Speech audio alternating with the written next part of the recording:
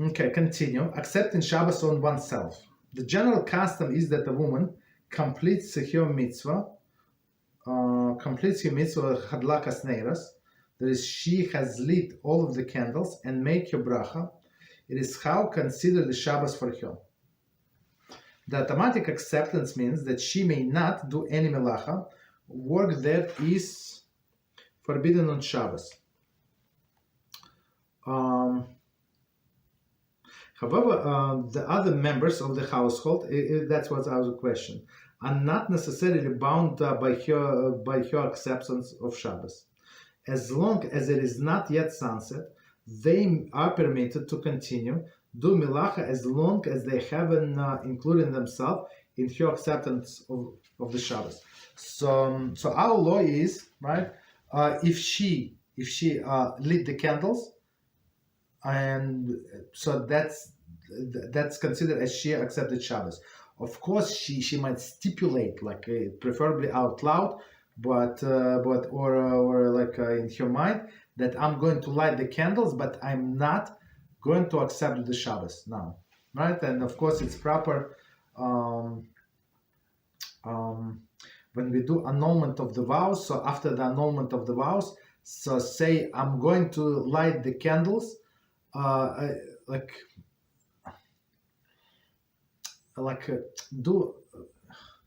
do stipulations. So I'm not going to always accept Shabbos when I light my candles. So if I decided not to accept Shabbos, that's what it's going to be, right? Where's the problem? So once we did something, 3 things, it's like we made the vow, like that's it. Okay.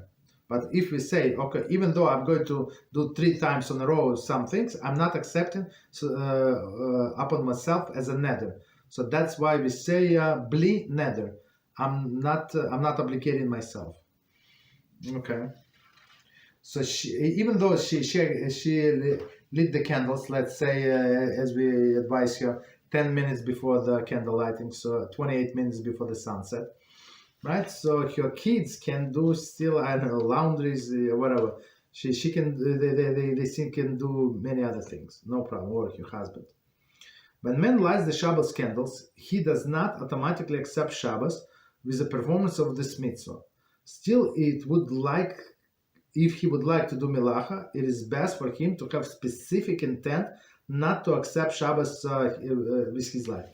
Okay, with the men is different, right? How is it different? So women, as we said in the beginning of the book, women are not obligated to pray Mariv service, like evening services, right? But men are obligated. So he's going to accept Shabbos later on when he's going to say specific like psukim, right? After Lechad and stuff like that, right?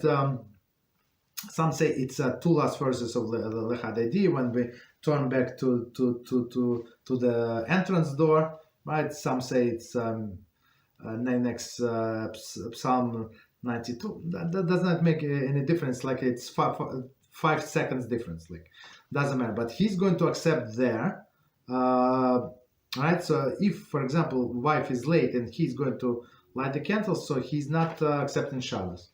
But it's proper, of course. They say just keep in mind, I'm going to light candles, but I'm going to go to shul and I'm going to accept Shabbos there. There is a dispute among the poskim as to when exactly a woman accepts Shabbos.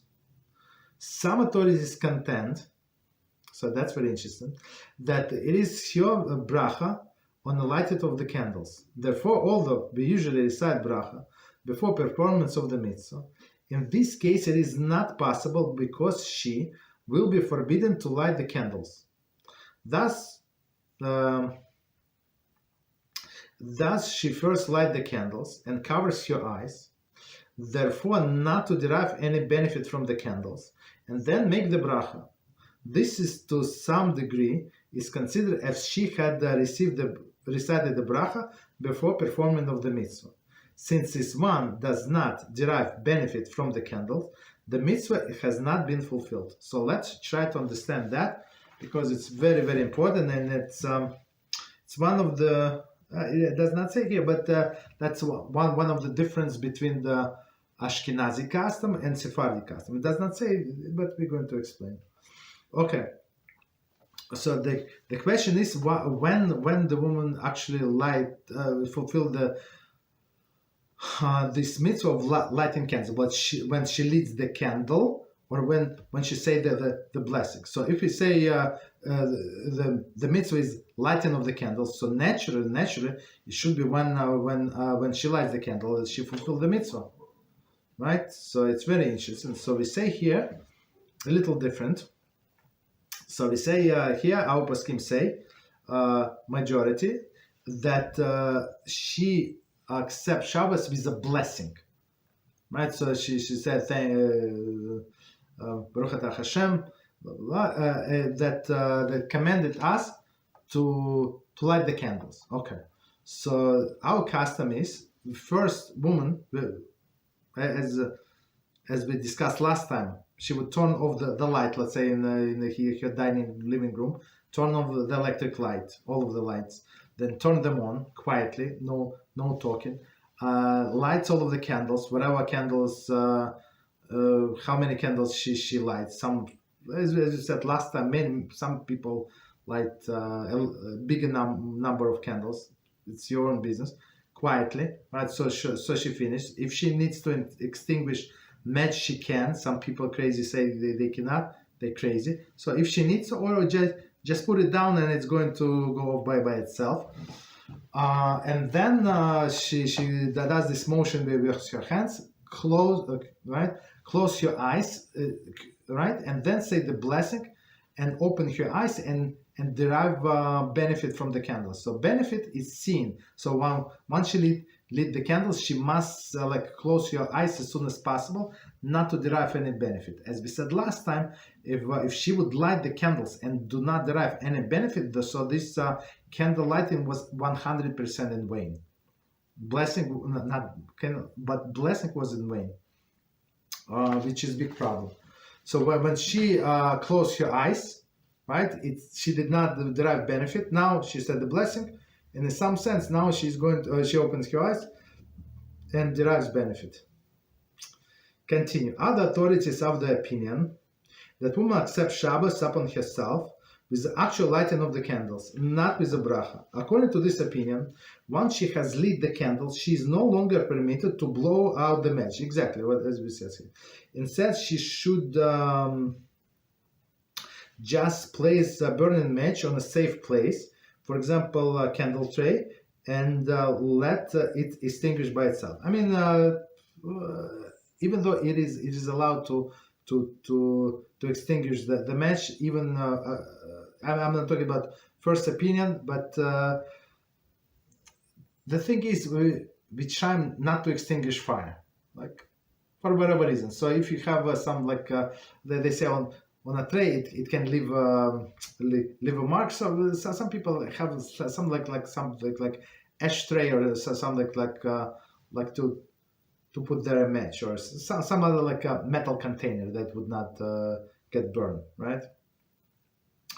So according to the second opinion, so she would say she would first, and that's what Sephardim do, at least most of them. I'm not sure about all of them, but most of them. I know there is some exception. I cannot say from the top of my head who are doing different, but they would say the blessing first, and then they light the candles. Okay. So and same as a mikveh, right? When women go to the mikveh, so first they would say Sephardim, they would say the blessing, and they dip as we do with all other mitzvahs, right? So first you say the blessing on the apple, and then you eat, right? With all other mitzvahs. But Ashkenazim, that's not what they do. Ashkenazi women, they first dip, right, into the mikveh. Then when this lady, the mikveh lady, confirmed that it was good, so the blessing was good, so she comes out and say the blessing.